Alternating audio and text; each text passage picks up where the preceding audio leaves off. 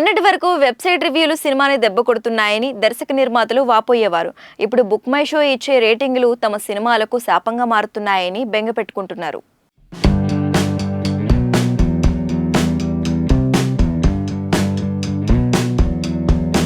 Gaami cinema hit కొట్టింది. థియేటర్లోకి వచ్చిన 4 రోజుల్లోనే దాదాపు 22 కోట్లకు పైగా గ్రాస్ కలెక్షన్ సాధించి లాభాల్లోకి వెళ్ళిపోయింది. అయితే ఈ మూవీ కొందరికి నచ్చింది, కొందరికి నచ్చలేదు. కానీ బుక్ మై షోలో వెబ్సైట్లో మాత్రం రేటింగ్స్ విషయంలో చిన్నపాటి వివాదమే నడుస్తోంది. దీనిపై ఇప్పుడు స్వయంగా విశ్వక్సేన్ పోస్ట్ పెట్టాడు.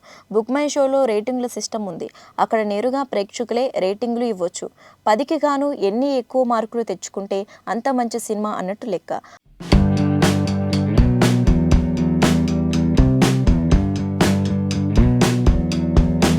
అయితే ఇక్కడ ఫేక్ల గోల ఎక్కువైపోయింది.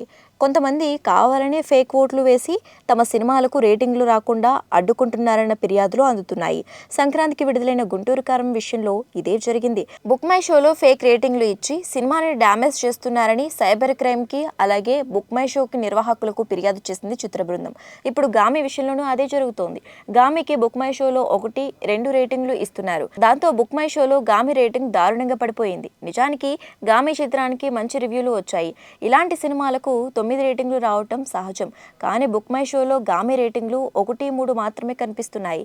దీనిపై విశ్వక్సేన్ కూడా స్పందించాడు.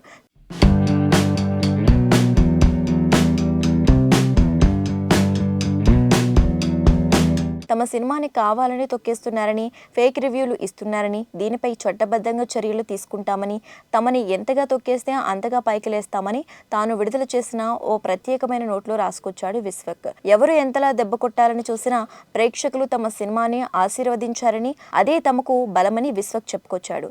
మొత్తానికి బుక్ మై షో ఫేక్ రేటింగ్ల గోల గామితో మళ్లీ బయటపడింది. దీనిపై బుక్ మై షో నిర్వాహకులే స్పందించాలి.